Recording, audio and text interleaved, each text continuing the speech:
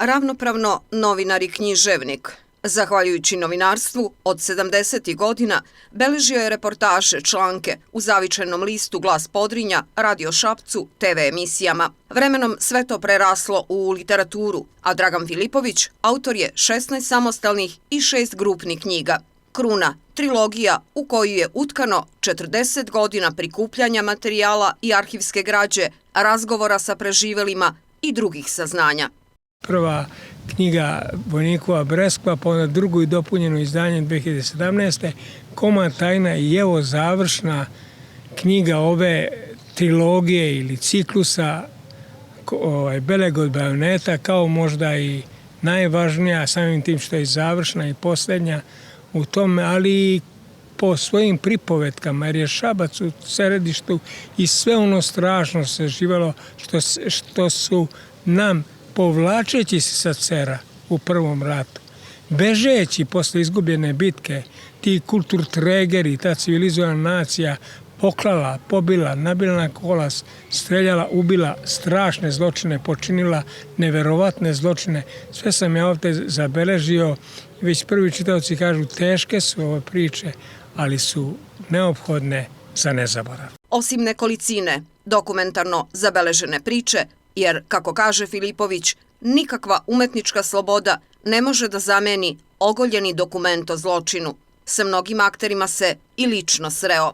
Ja sam posle 60 i nekoliko godina pod Cerom u Beloj Reci razgovarao sa čovjekom koji imao beleg na licu, koja su zvali Belego, o drugim temama, o njegovim uspesima da tu proizvodi divnu rakiju i vino, a ispostavilo se da je on taj dečak koji je rođen čudo, preživeo i ostao mu na licu beleg koji je zadobio od neprijateljskog zločinačkog bajoneta u utrobi svoje majke.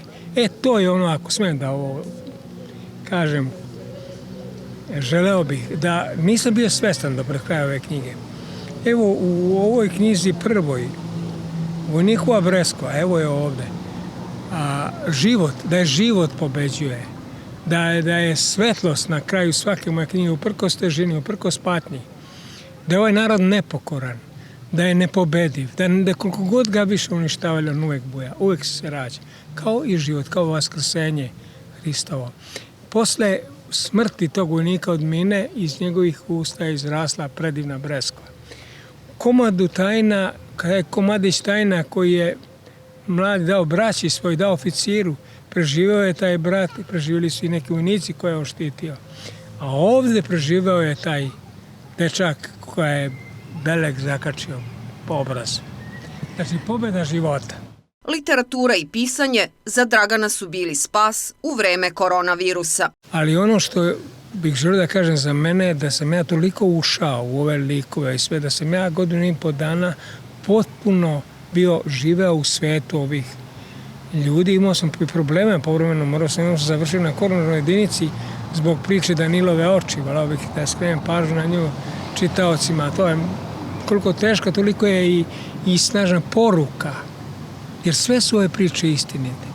Ljudi neće verovati, ali sve je istinito. I naravno nisam samo došao mojim saznanjima, nego i kupajući arhive, pregledajući očevu dokumentaciju, odlazeći u Beograd, Istorijski arhiv Srbije. I mnogo mi je drago što je to ostavljeno sada, pa vreme će pokazati kolika je njihova vrednost i koliko će one značiti za generacije koje su sad mlade ili koji će se tek roditi. Sa tom porukom su i upečatljive recenzije Ožiljak duše i treći Đerdan sećanja Dragoslava Dragana Mićića i doktora Predraga Tojića. Trilogijom Vojnikova Breskva Dragan Filipović je iskazao privrženost roditeljima, potomstvu i otadžbini u najboljoj nameri. Čitaocima i hroničarima ove priče su dragoceni izvori saznanja, a tek će to biti u svim budućim vremenima.